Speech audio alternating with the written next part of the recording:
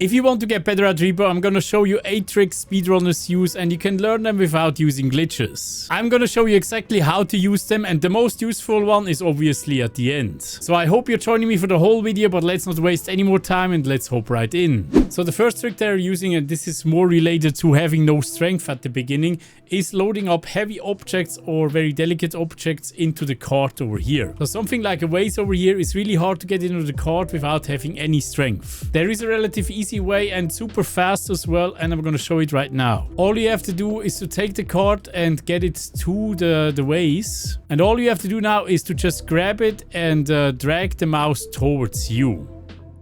Just like that, and here we go. See that? And you load it in and you have it in, and that was it. You can do the same thing with cubes as well. So you just take the cart and drive it all the way to the cube. Then you stand on the opposite side again, you touch it and you try to rotate it until you can get the cube into the cart.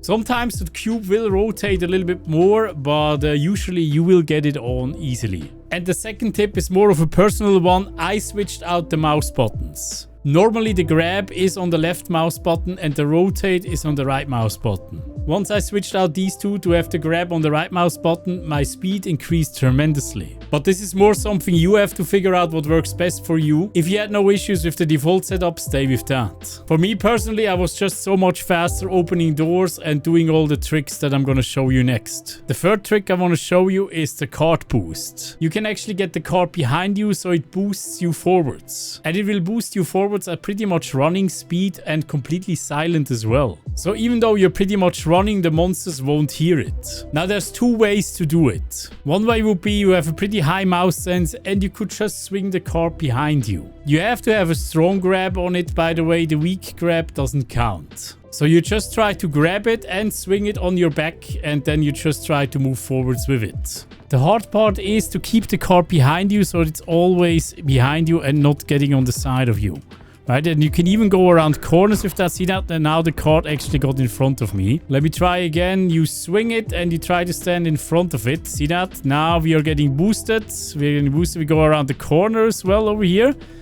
There we go. Now the cart got in front of us again. So the little bit easier way to do this, and you probably already seen it, me doing here, is if you have something in the way for the cart. So you basically have the cart on a solid object like a wall or something. And all you have to do now is to just turn around and you're getting boosted forwards, right? And then you still have to gauge with left and right to see that the cart is staying behind you. If you have an object in front of you, obviously you're gonna bonk into it, so it's not gonna go that well. So, but you could use that chair, for example, here.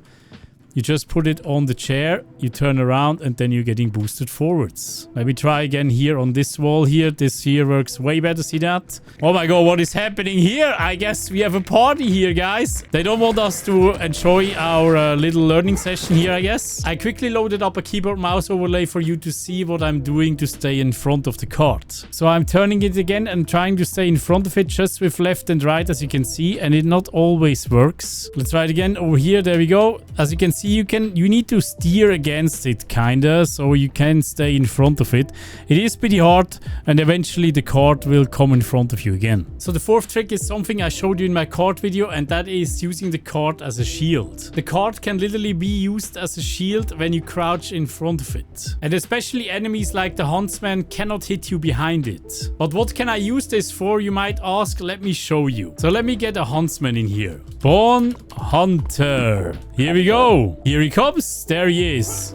See that? He's trying to shoot me. I'm crouched behind it, but he can't. Every time I'm touching him as well, like I'm rolling the cart into him, he's also gonna get aggroed, but he can't hit me.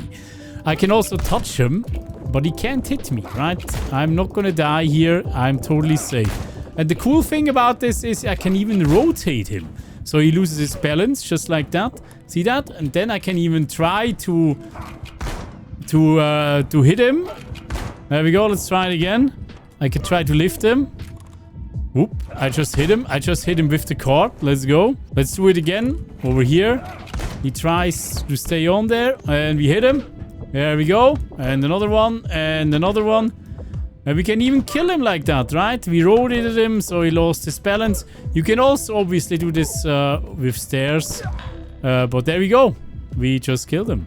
Easy game, right? So the card is super useful for that, and I highly recommend using it. I'm also gonna link my card video in the top right corner so you can fully understand what you can use this thing for. So the fifth thing speedrunners use is using the shop to their advantage. Normally speedrunners heavily focus on tumble launch, strength, health and range. Stamina not so much, but I'm gonna explain why at the end of the video. So there's a legit trick you could use to not get more unwanted upgrades. So as I just said, we don't want stamina upgrades, so we're just gonna buy stamina upgrades. So when we are loading into the next level, we are not gonna use the stamina upgrades. We are just leaving them in the truck. That way, the next time you go into the shop will give you less stamina upgrades. Or even no stamina upgrades, depending on how many stamina upgrades you still have in the truck. And you can do that with all the upgrades, so you can basically steer what you exactly want. So the next trick I'm gonna show you is more an optimization thing. I see a lot of people putting these large servers here vertically. You're probably also doing this because you think the server might break. As you already know, if you put stuff out of the boundaries of the extraction, it is gonna break. But the good news is you can literally shove this whole item here horizontally. Just make sure it is fit perfectly back here, so it's not gonna be like sideways or something at any angle, and then you see it is gonna extract. There we go. See that? No problem for extraction. The same goes for the clock, by the way, on the manor. So let's try the clock. So we just shove it on horizontally, just like that. See that? It looks like it is gonna get crushed 100%, right?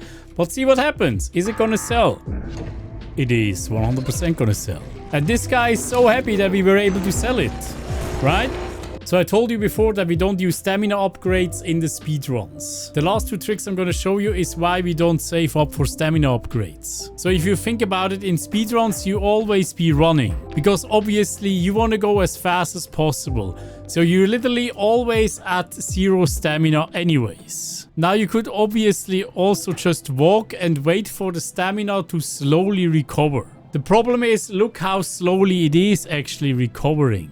So there has to be some better way to move around faster without having to wait all the way to have stamina regained. And there are actually two ways to go faster. If you are moving with the cart, you have to use this first technique to move around. And that is the sliding. The sliding is relatively easy. You're basically just running and you're pressing crouch while running. Don't be confused, by the way. My run key is on the shift and my crouch key is on alt. This is totally up to you how you configure this. This was just the easiest for me. And I also highly recommend that you put the crouch to hold instead of toggle. This is especially important for the next trick I'm going to show you, but it's also useful for the sliding. Just keep in mind that means you have to hold crouch if you want to be stealthy in the future. So let's try to slide. Look at my keyboard and see what I'm doing. We are sliding, we are running and sliding, we are sliding. And now I actually ran out of stamina. Do you see that? When I'm out of stamina, obviously it doesn't slide that much, right? But it still does slide. I'm still pressing running, but it doesn't really slide that much. So I would actually wait for like 3 stamina to regain and then use the slide again. See that? Just like 3 stamina and then slide. 3 stamina and then slide. 3 stamina and slide. So we're waiting for 3 stamina and we slide. We're waiting for 3 stamina and we slide. Always just like that. And that way you will move faster than just walking. Now the last and most important trick I want to show you to go fast is the sliding tumble launch. Now this will require you to practice a little bit. And I would also highly recommend to properly reconfigure your controls. So for me, for example, I've put my tumble launch on the mouse back button.